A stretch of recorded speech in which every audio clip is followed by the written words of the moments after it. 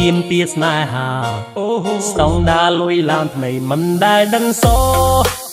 ថ្លៃគូហុំនេះជាកំឡាយផ្លែកណាស់លោកដីក្តីស្នេហាស្រីស្អាតចិត្តធំអូអើយរអាស្តង់ដាស្រីស្អាតតែគិតស្តង់ដាលុយឡានវីឡាជាសំខាន់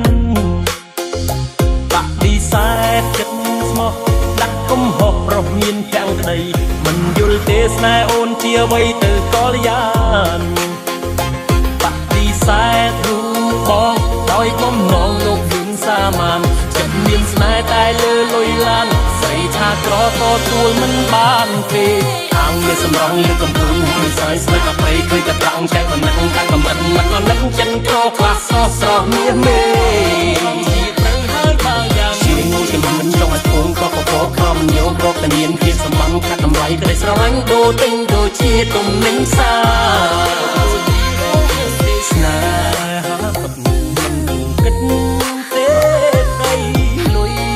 ជីឡាឡានថ្មីណាស្តង់ដាស្រីស្អាតទ្រមសម្បត្តិអាចរកបានទេ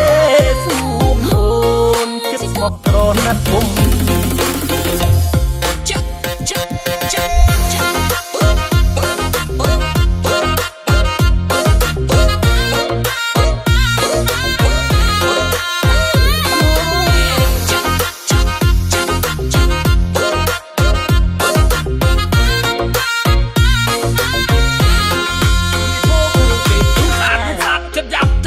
ស្រដីមិនគប់ឲ្យជីចាក់អរ៉ាចំបៃរីរីលោកនាមជាត្រង់ស្នេហ៍បន្តឲ្យខកតែព្រោះតែក្រក្រីព្រមលេលើដីប្រអែណាដែលខាងមិនត្រូវថាមានបានគឺចង់ឲ្យតែវាមានឲ្យច្រើន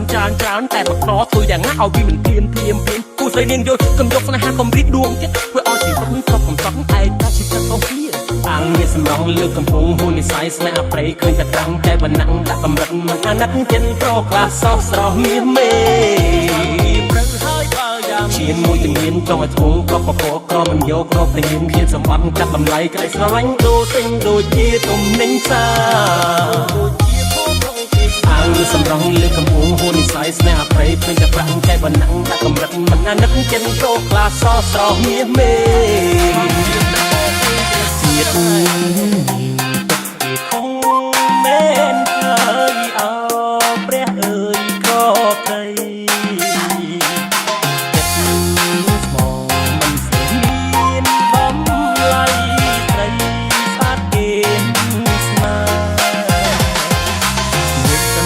ចិនស្នេហ៍អូស្រីថាខុសស្តង់ដាអូស្រីស្អាតមានស្នេហាអូស្តង់ដាលុយឡានទៅមកខ្វះវិញអូស្រីថាមាននិស័យអូបើមិន